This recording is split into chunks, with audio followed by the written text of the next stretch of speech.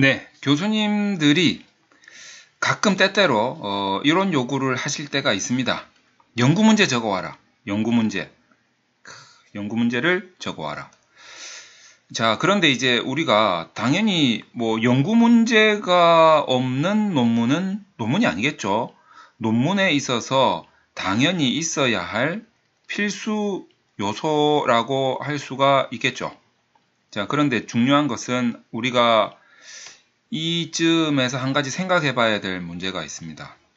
연구 문제라는 것하고 첫 번째는 연구 가설이라는 거하고 좀 구분을 할 줄 알아야겠다라는 거. 이게 이제 첫 번째고, 두 번째는 어떤 거냐면 연구 문제를 뭐 적기가 이게 쓰기가 논문에다가 서술하기가 조금 곤란할 때, 곤란한 경우 이런 것도 있단 말이죠. 곤란하다라고 표현하기가 좀 애매한데 연구 문제를 안 적는 경우라고 표현을 할까요? 안 적는 경우, 안 적는 경우라고 하기도 좀 그렇고, 안 적어도 되는 경우, 뭐 이렇게 할까요? 안 적어도 되는 경우, 뭐 이렇게 표현을 하는 게 나을까요? 어떻게 표현하는 게 나을까요? 어쨌든 이제 우리가 이번 시간에 꼭 한번 살펴보고 넘어가야 될 문제가 이 두 가지입니다. 연구 가설하고 연구 문제하고 뭐 어떻게 다른 거냐. 자, 그 다음에 연구 가설은커녕 연구 문제도 참 적기가 좀 애매한 뭐 그런 경우도 있단 말이죠. 자, 그런데 교수님께서 지도를 하시면서 이 두 가지를 잘 구분을 해서 설명을 해주시면서 연구 문제 적어와라 이렇게 친절하게 말씀해 주시면 얼마나 고맙겠습니까? 그런데 그게 아니라 이런 경우든 막론하고 무조건 연구 문제 적어와라. 연구 문제를 안 적으면 안 된다. 이렇게 막 강력하게 주장하실 때 우리는 어떻게 해야 되나? 예, 애매한데 막 이런 식으로 헷갈린데 오히려 교수님한테 갔다 오니까 머리가 더 어지러운데 이렇게 되면 안 된다는 거죠. 그래서 이걸 좀 구분을 해보겠습니다. 자, 첫 번째 논문에 있어서 반드시 있어야 될 것은 문제 제기라고 제가 누누이 말씀드리지 않습니까? 그러니까 문제 제기는 반드시 있어야겠죠. 다만 이제 이 문제 제기가 얼마나 이제 논리적으로 제기가 되는가. 다시 말해서 이 논리적이라는 말은 이론적 근거에 의해서 제기가 되느냐 이제 이게 중요한 거죠. 자, 그런데 이 문제 제기를 도대체 어떨 때 연구 문제라고 하며 또 어떤 식으로 표현이 되며 또 어쩔 때 연구 가설이라고 하며 어떻게 표기가 되는가, 서술이 되는가, 이제 이 부분을 우리가 한번 살펴보도록 하겠습니다. 뭐 일반적으로 봤을 때 연구 문제와 연구 가설을 구분하는 것을 글자, 문장 그대로 구분을 한다면 어떻게 구분을 해볼 수가 있냐면 우선 이제 문장체로 봤을 때는 어떻게 구분을 하냐면요. 연구 문제는 주로 이런 식으로 표현이 되죠. 인가. 그렇다고 물음표를 이렇게 하거나 이런 건 아니고 그냥 점 찍는 것 같아요. 한가. 이런 식으로 표시가 되는 경우들이 있습니다. 자, 그리고 연구 가설은 일 것이다. 이런 식으로. 할 것이다. 이런 식으로 이제 표시가 많이 된단 말이죠. 이 뉘앙스의 차이가 어떻게 느껴지십니까? 인가, 한가, 이런 문장의 뉘앙스하고, 일 것이다, 할 것이다. 이 문장의 뉘앙스가 어떤 차이가 나는 것 같습니까? 연구 문제는 약간 좀 추상적으로 느껴지지 않습니까? 그리고 연구 가설은 조금 더 구체적으로 느껴지는 것 같죠? 자, 어쨌든 뭐 문장으로 보면 이런 차이가 좀 나타나는 것 같습니다. 자, 그러면 연구 문제와 연구 가설을 우리가 어떨 때 어떻게 제시하는가, 요거를 한번 살펴보도록 하죠. 자, 먼저 일반적으로 질적 연구에서 질적 연구는 우리가 기본적으로 보면 좀 뭐라고 하냐면 객관성보다는 약간 주관성에 좀 가까운 주관적이다. 이게 객관적이지 못하다 이 말이 아닙니다. 아주 그러니까 객관적하고 주관적하고 굳이 비교를 하자면 좀 덜 객관적이다. 그래서 약간 주관적에 조금 더 가깝다. 그렇다고 주관적이다라고 뭐 단언할 수는 없어요. 질적 연구도 상당히 객관적인데 완전히 초객관적이진 못하다. 뭐 이런 의미로 상대적인 비교를 해본다면 주관적이 조금 더 가깝다. 이렇게 보는 거죠. 그렇기 때문에 질적 연구에서는 연구 가설보다는 조금 더 추상적인 연구 문제로 표현이 되는 게 맞을 것 같고, 실질적으로 질적 연구에서는 연구 문제로 좀 표현이 되는 듯 합니다. 대다수의 연구들이. 자, 그 다음에 두 번째 양적 연구를 한번 보도록 하겠습니다. 양적 연구는 그 본질적인 특징이 좀 주관적이라기보다는 조금 더 상대적으로 객관적이지 않나, 조금 더 구체적이겠죠. 그래서 조금 더 구체적인 표현으로 문제 제기가 된다 이렇게 보는 거죠. 그래서 연구 가설이라는 표현이 자주 쓰이는 것 같습니다. 그런데 이제 우리가 여기서 주의해야 될 게 하나 있어요. 이 가설이라는 것이 내포하고 있는 그 의미가 어떤 의미가 있냐면 정말 굉장하고도 굉장한, 상당하고도 상당한 굉장한 뭐라고 해야 됩니까? 일반화의 이 의지가 좀 내포가 돼 있죠. 가설이라고 한다는 것은 검증이 됐을 때 상당히 일반화할 수 있는 소지가 있는 거죠. 이제 질적 연구에서 연구 문제는 이게 비록 검증이 된다 할지라도 그 연구자의 어떤 주관적인 성향, 다시 말해서 충분히 반론이 제기될 수 있는 그런 여지들이 있습니다. 그런데 연구 가설을 검증했다라고 하는 것은 이 결과에 대해서 굉장히 객관적이기 때문에 결과에 대해서 반론을 제기할 때 이 반론 자체도 상당히 논리적이거나 또는 어떤 검증력이 상당히 높아야 반론을 제기할 수 있다. 이렇게 볼 수 있는 거죠. 그래서 연구 가설을 검증한다는 것은 그 결과가 상당히 일반화에 좀 가까워지는 그런 느낌이 있습니다. 그래서 연구 가설이라고 표시를 했을 때 대부분의 경우는 추론 통계에 의해서 많이 이루어지고 있죠. 다시 말해서 우리가 이게 일반화 시키려고 한다면은 일반화의 대상은 누구냐면 전체를 말하는 겁니다. 전체. 그러다 보니까 이걸 통계학적 용어를 좀 빌리자면 모집단이라고 할 수가 있겠죠. 그런데 우리는 실질적으로 이 모집단 전체를 다 조사할 수가 없잖아요. 그러다 보니까 어떤 기법을 사용하게 됩니까? 이 모집단에서 샘플을 추출하게 되죠. 샘플을 추출하게 되고 이 샘플을 분석해서 이 샘플 분석에 의한 결과를 도출하게 됩니다.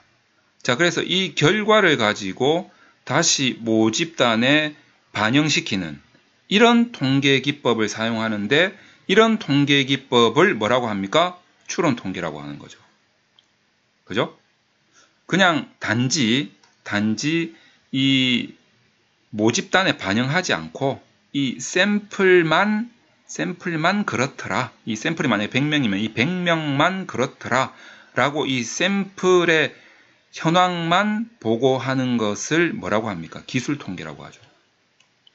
이때 기술이라는 것이 테크놀로지의 기술이 아니고 스크립트, 서술하다의 그 기술이 되겠죠. 그러니까 샘플의 현황 보고, 그냥 현황만 본다는 거죠. 그게 기술 통계고, 이 샘플을 분석한 결과를 모집단에다가 반영시키는 게 추론 통계죠. 근데 이제 이 샘플을 그냥 현황만 보고 한 기술 통계를 한다면 어떤 문제가 생기겠습니까? 반론이 엄청나게 많이 제기가 될 수 있겠죠. 왜? 다른 샘플은 그렇게 생각 안 할 텐데, 다른 샘플은 그렇게 생각 안 할 텐데, 이런 반론 제기가 굉장히 심해지겠죠.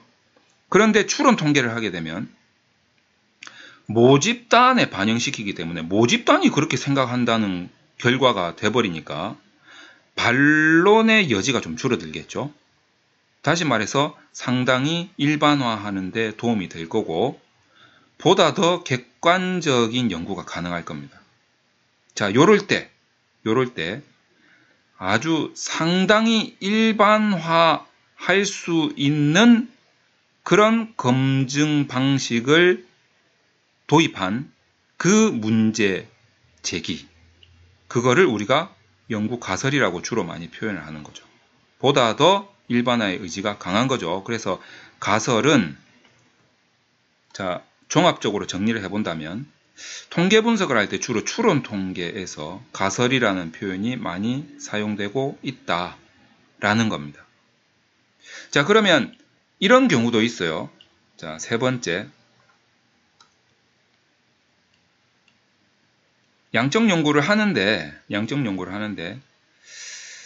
여기다가 쓸게요.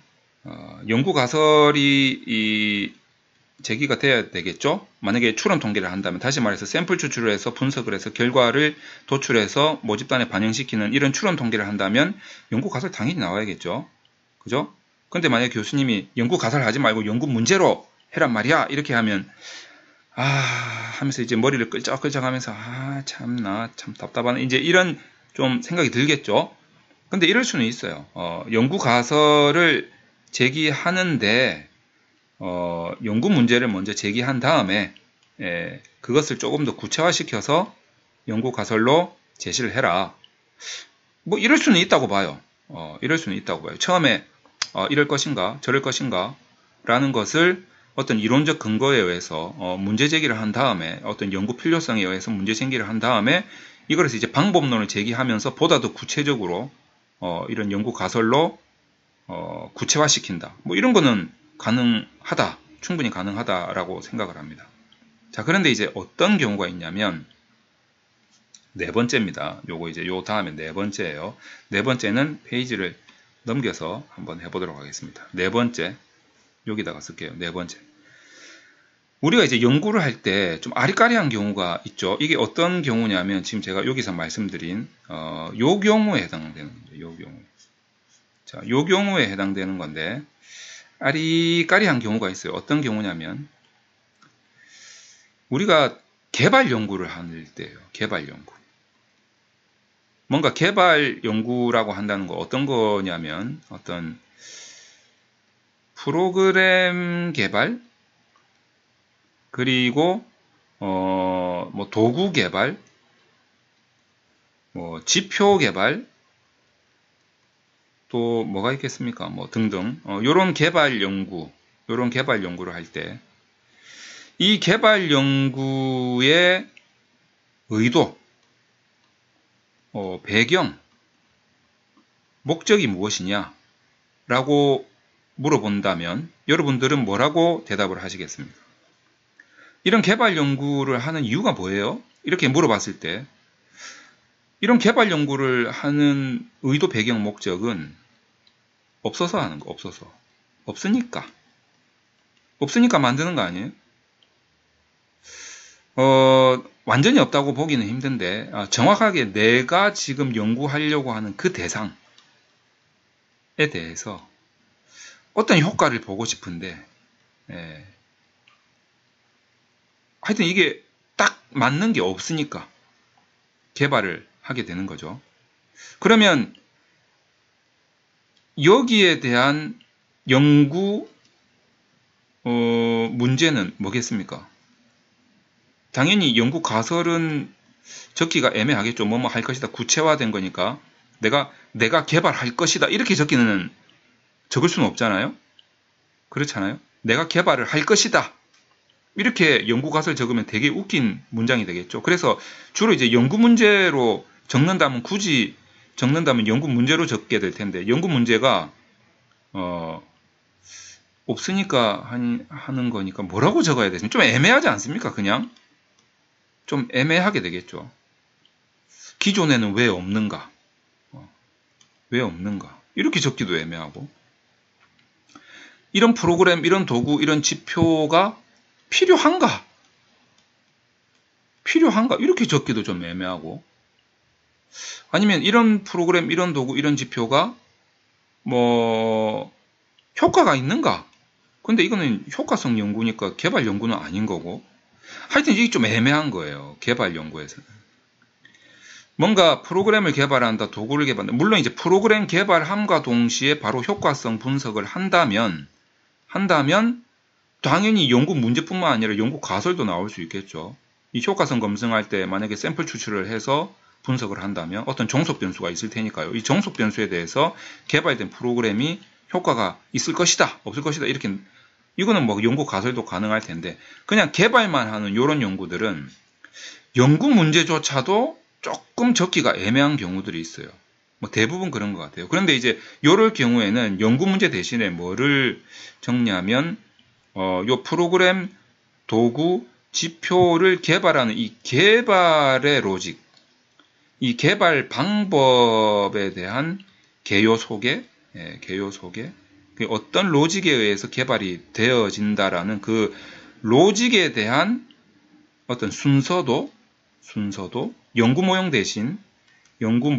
대신 이 순서도가 들어가게 될 것이고 연구 문제나 뭐 가설 대신 이 로직에 대한 그 순서에 대한 설명 이런 것들이 들어가는 게 조금 더 어울리지 않나. 그리고 실질적으로 학문을 총망라하고 제가 이렇게 좀 살펴보면 뭐 실질적으로도 뭐 다들 다 이심전심인 것 같아요.